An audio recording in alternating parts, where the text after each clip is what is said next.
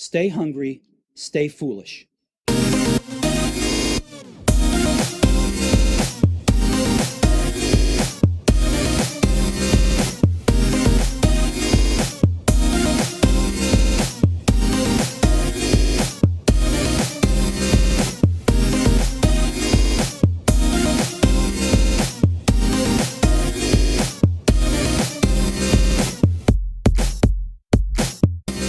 So it's a great pleasure to invite Mike Feinberg, co-founder of KIPP, Knowledge is Power program, to the show. Mike, you're very welcome. Aidan, thank you so much for having me on across the sea. It's great to talk to you. It's a great pleasure because I read about you first in Paul Tuff's book, How Children Succeed, and what I was doing as a father, but also as a coach, was to understand elements of how people develop grit, and the work you've done to unlock that advantage that people have where they come from places of adversity is really admirable. And I just wanted to talk to you about how you managed to innovate in a very, very traditional environment of education. Sure, happy to engage. KIPP, the Knowledge is Power program, was started back in 1994 by Dave Levin and myself. We were two Teach for America teachers. I know, Teach for America is now part of Teach for All. I know there's Teach First in England. I don't know if it's where you are as well, but it's a program that recruits recent college graduates that are not education majors to go into teaching for at least 2 years before they embark on their career in law, business, medicine, engineering, and just use their skills to contribute to what's going on in especially underserved communities in those schools. And so Dave Levin and I were these two Teach America teachers back in 1992 that were placed in Houston, Texas, in two impoverished schools. I was on the north side, Dave was on the south side. We were both upper elementary teachers, and we got very frustrated quickly in that it seemed like it didn't matter how good of a job we were doing with our children. That was the last year of primary school before they went up to secondary school. And when our former kids went to secondary school, we realized that they were still, no matter how good of a job they were doing with us in our classroom, they were going off to secondary schools, and they were joining gangs and doing drugs and skipping class and becoming just as many parents as the typical statistics in those schools and neighborhoods. And it was very frustrating. And in the fall of 1993, we actually quit finger pointing at others and looked in the mirror and pointed at ourselves and said that we had the kids for a whole year as teachers. And we could honestly say we gave them all the academic skills, all the intellectual habits, all the character qualities they would need to go off and forget just doing well in sixth grade or passing the next test, but were we really propelling them to have a transformative education, to do well middle school, high school, universities, and beyond, and have a great life? And the answer was we weren't even close to doing that. So we sat down at the computer all night long, turned on, you'll love this one given your country. We turned on U2, Octung Baby, repeat play. And we had that play until about 5 o'clock in the morning when we had the Knowledge is Power program on our computer screen. And the premise of KIPP back then in late 1993, at this 23 years later, is simply there are no shortcuts. That if we're going to try to provide children with all these academic, intellectual, and character skills, quit looking for the magic bullet, the magic computer software program, the magic teacher training module. Let's just roll up our sleeves as teachers and get after it. And so we motivated kids to come to school from 7:30 to 5 during the week for 4 hours every other Saturday for an extra month in the summer. And we would give them 2 hours of homework every night, all in the name of getting a great education and getting ahead. It worked well, but it was 1 year. We still didn't have any good middle schools, secondary schools to send our kids to. So in 1995, we convinced the Houston School District as well to let's do this. Dave Levin's from New York City. We also convinced the New York City School District to let's do it there too. And so in 1995, KIPP became these two schools within schools in Houston, New York, 5th grade through 8th grade, as choice public schools in underserved communities.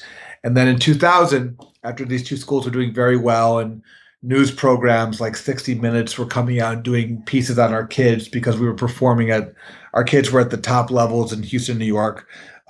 We partnered up with Don and Doris Fisher, the founders of the Gap and Old Navy clothing stores, to figure out how to replicate this good work in other places. And we did that by recruiting other great teachers and train them for a whole year how to plan, open, run their own KIPP school and basically teach them how to be principals, how to be school leaders. And they would found their own schools mainly through the charter school law across the United States. And today, that's how there's now 200 of these KIPP public schools in 20 states in DC with 80,000 kids. And the results so far are, we look at all of our eighth graders, wherever they go to high school, whether they stay with us or go elsewhere, over half of them have graduated from universities. And compared that with 8% of low-income kids in the US who graduate from universities, we're 6X, and we celebrate that value add. But our goal is 80%, which is what top quartile income kids in the United States go to and through the universities at that rate. So we're proud of the work we've done thus far, and we have a lot more work to do. That's phenomenal. It's just phenomenal work, and to it just shows you that a couple of guys can just make that big of a difference in something that seems like just a massive, massive task. And it was that mindset that I really wanted to talk to you about. That, you know, you overcame, I'm sure, so many huge obstacles, and you know, you're fighting the tide all the time because, you know, within a company, if you're in any company, people tend to accept the excuses. You know, like you did, you said, okay, well, what am I doing about it? And you looked in the mirror. And I'd love to know about that. Like, how did you keep yourself motivated? How did you get others on board? Yeah, it's a great question. You're right. I mean, in any large bureaucracy, innovation's not encouraged. You're supposed to kind of keep your head down and go with the flow. And I think what motivated us back then to try something different, and what's motivated us every day ever since, are the children. The fact that we're creating these opportunities for kids to come to school longer every day and make sure they're getting their homework done and having a longer year.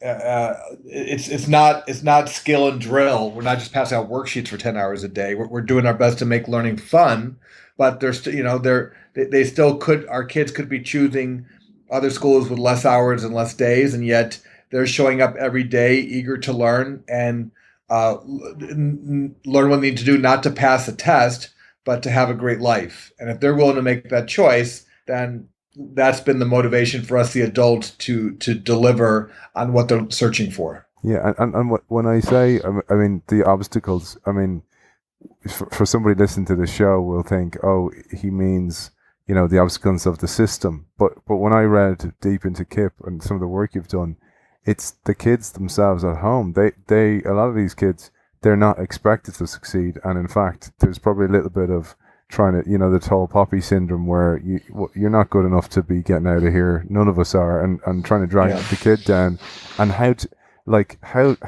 you overcame all that as well. And I know that's where you built your network and your alliances to make that happen. But any kind of nuggets on that, Mike? Yeah. Every kid wants to belong to something. They want to feel it. They want to be part of a group. They want to be part of call it a gang. You know, I mean, the question, are they going to have options to join a positive gang, or is it going to be a negative gang? And too often on the streets, there's plenty of opportunities to join negative gangs. What we did was we created a not just a school, but a culture of team and family where kids truly felt like they belonged. And there was a sense of they had their family at home, and then they had their family at school. And they knew that we considered ourselves a team and a family, and we looked out for one another, and we solved problems together, and we lifted each other up. And I think just creating that kind of every school and every community is a natural hub to create that kind of culture. Unfortunately, too often the people that go through education training to learn how to lead schools. They might learn good education pedagogy, but they don't learn how to create these type of supportive, nurturing cultures that sustain over time. And I think that's what we've trained our teachers on how to do, to create these places where kids want to belong. It's so reflective, Mike, of corporate innovation, where you'll start off and I call them nerd clubs or watering holes, where you get the lion and the zebra to drink peacefully together and create, from different silos within companies, and you create a bit of positive momentum, and then where other people start looking in and kind of going, I want to be part of that. And and I suppose, I don't know if you've seen this, but is what happened for you where the people who aren't part of that either complain and go back to their corner, or or how do you get those guys on board? Because I know you're not going to win everybody, but how what tricks have you learned, or techniques, to try and get people to be more attracted to that group? We'll talk about the techniques in a minute, but I think you put your finger on what I can still consider to be one of the two biggest challenges we face in all of this. To me, the biggest challenge remains teaching children any given day, any given subject, any given hour, because teaching, trying to teach is an easy thing. Trying to teach well is a very difficult thing. It's like being a parent. It's easy to be a parent. It's hard to be a great parent. And teaching is both an art and a science. That remains the hardest thing there is. Second to that, what I found is like, this is like the headwinds to me, are the beliefs and mindsets across the United States, which I've learned through Teach for All, are prevalent. It's not just a United States challenge. It's a worldwide, global challenge, where society collectively does not yet believe that children growing up in low-income communities can succeed in school and can succeed in life, as well as children from more affluent communities. And until we attack that belief and mindset, it's going to be hard for us to wrap our head around what we do across the entire system, the entire country, to improve. Because it's hard for our leaders to have the political will and determination if we don't collectively believe a different outcome is possible. And again, I don't know what the Ireland stats are, but I imagine they're probably not that terribly different from the United States, where depending on the time and place of your birth, if you are born into a family that's in the top quartile income, you have an 80% chance of going to and through college, the universities. And if you are born into a bottom quartile income family, you have an 8% chance. Yeah. That's what, and too many people believe that's just the way it is. And one thing I always, the mindset that what I use to kind of illustrate this point is, I ask people to imagine where you guys are too, across the ocean. Picture two secondary schools, in Ireland, wherever people are listening. Take one school that's an elite university prep school, public, private, doesn't matter. Then take a typical large comprehensive secondary school serving a low-income community. Picture both these schools in our heads. Start with the elite university prep school. A kid there is going to graduate and go to universities. Is that amazing? No, they all do. Now imagine a kid there drops out of school. Oh my goodness. Yeah. The moms are whispering in carpool pickup line, right? Now transfer go to the other school in a low-income community. A kid there drops out of school. So yeah, we'll have to. More than half of some of our schools, right? A kid there graduates, does well, goes to universities, does well in the universities, goes out in the world, does well in the world. Aiden, we still make a TV movie of the week about that kid. Yeah. So that just shows at societal level, we still hold different beliefs, expectations on our children, depending on the time and place of their birth. And that's what we have. That's, I think, has been the biggest challenge for us to overcome. And even like when KIPP did this early on in the 90s, people would make these yes buts. I call these excuses. They'd say, yeah, fine, well, KIPP works, but it's because you're doing it. You're finding like the handful of kids in that low income community who care, and the rest of the kids and families don't care, or are not, don't have the skills to learn. And So one reason why we've grown around the U.S. is just like wherever people are making these excuses, saying, "Well, it can work in this community, but can't work in that community." We want to start schools there and prove the possible, because the day the excuses end, or the day the solutions are going to start, and that's what we've been doing across the U.S. thus far, and now starting to do it across the world too. That's fantastic, because it's reflective of any kind of innovation program, that you will only get so far until you get top level buy-in from your CEO or senior managers, and in your world that's coming from top politicians, presidential status, that until those guys make change, Right. you're only going to get so far. You cannot win. It's and that's one of the things I thought was so reflective, Mike, of your work and the success you've had despite that, because in any industry or business, without senior management support, you're only going to get so far. But I never thought about that, your point about our own perceptions that they're it's like a bias that we all have. We just expect it because that's the world as we know it today, and that's accepted. Right. That's the way it is. Yeah, exactly. That's what I like when I'm talking on the stump. I'll read Dr. Seuss on Beyond Zebra, and it talks about like the alphabet beyond Z.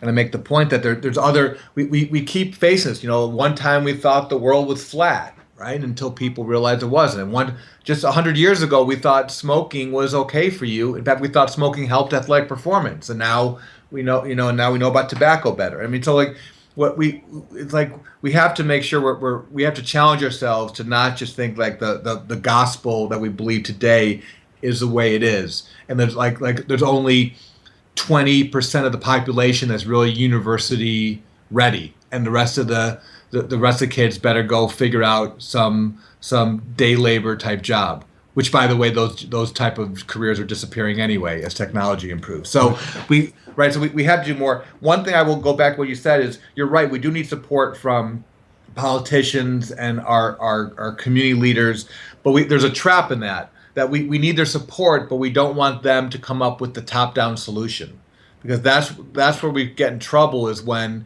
we expect the education minister to come up with the one solution that's going to work for all the millions of children in the school system. There's not, right? Our children are vastly different, so the way we deliver education has to be vastly different. We can't expect one size fits all for all the kids.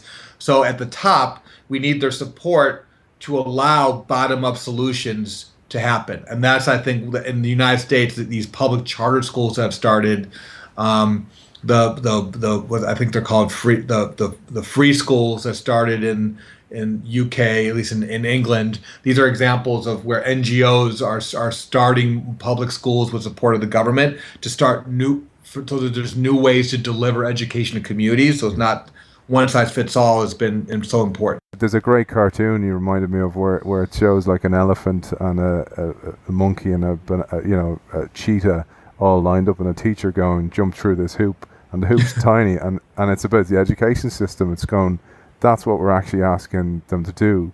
All these kids are different. They're different mentally, the background's different, the biases are different, yet we wanted one size fits all education system to create drones. And the irony being, the drones are going to replace those rote tasks that we're training people to fit in to do. Then, you see self-driving cars, people can't drive a cab anymore. And then there's more people in the world because of technology. So the work you're doing is almost cushioning us for that blow that's coming. Yeah, we have to be, as Wayne Gretzky taught us in the NHL, we have to skate where the puck is going, not where the puck is. Yeah. And the way we're delivering education, like the fact that there's government funded education as a concept, I think it's a noble concept, and we should all defend it. We should not let that go away. That the community is going to pool its resources to educate all of our children. That's crucial. But then there's the way we deliver education. And I know it's slightly different there in Ireland, but like in the United States, the way we deliver education for the last 100 years, over 100 years since the Industrial Revolution, is that we create these tax zones called school districts. And the school districts elect a board to govern the school district. And the board hires superintendent. The superintendent will hire these principals, these heads of schools. And the heads will run these schools, and we draw zones around the schools. And if you live in that zone, that school you go to, right? What I'm describing, that's not government-funded public education. That's how we've chosen to deliver it. And we shouldn't have so much hubris to believe in the last 100 years we've created God's gift to how you deliver education to all of our children, and there's no other way to do it. Charter schools, free schools are one more way to do it. And charter schools are not God's gift either. But the idea being, let's get out of the definition of insanity loop. If we know that we are going to that the world has changed, and that now most of our kids are going to have to go to some form of post-secondary school to have the training and the skills they need to have a career and a job in society in what today, and especially what's coming in the next few decades.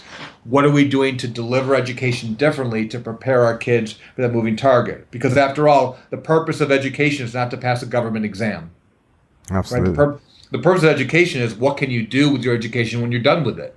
The way education is going, it's not just about the hoop you need to jump through, which is get through the exam. It's what does it prepare you for life? What qualities, integrity, elasticity, all these kind of skills. And it's one of the things I found from reading about the work you've done with KIPP is that these kids have an unbelievably overlooked talent, which is grit, because if they can get through the system, these people make unbelievable entrepreneurs, business people, and workers because they've overcome that. Yep, and that's another mind exercise I do with people, because I'll tell people, like, everyone who's listening who's an employer who has to recruit and select people for an open position. There's lots of different ways we go about it. What I've never heard anyone do is tell their assistant to go through the stack of resumes and applications, research everyone's government exam score when they were in high school, and hire the top scorer sight unseen. Yeah. No, I mean, we definitely want intelligent people, articulate people working for us, but we also want people who are creative, who can solve problems, who've got that grit and the tenacity, who can follow directions, give directions, work on a team, who've got self-control. And to your point, like the grit and self-control and optimism, none of us are born in this world knowing those things any more than we know algebra, right? So those things have to get taught. And we learn them from our parents and our families and our churches and our neighbors, and it makes sense that we should also learn them where we're spending most of our waking hours as children, which is school. So that's how we're viewing that. So it's not either or. It's that academics and character are the yin and yang of what we both need to do to prepare kids for a success in post-secondary school and life. What you're doing is preparing the world and setting an example, and you're leading by example for the rest of the world to follow. And Mike, where can people find out more about KIPP if they'd like to, and the one schools? Yeah, just go on the web to www.kipp.org. And there's also the One World Network of Schools. People can Google that. One World Network of Schools is the NGO we set up to help educators in other countries learn from what KIPP's doing in the U.S. so they can do similar work in their country. Thank you for being a leader in this and for all the work you've done, and thank you for your time today. Mike Feinberg, co-founder of KIPP, thank you very much. My pleasure, Aidan. Talk soon. Appreciate you. Thanks, man. Bye.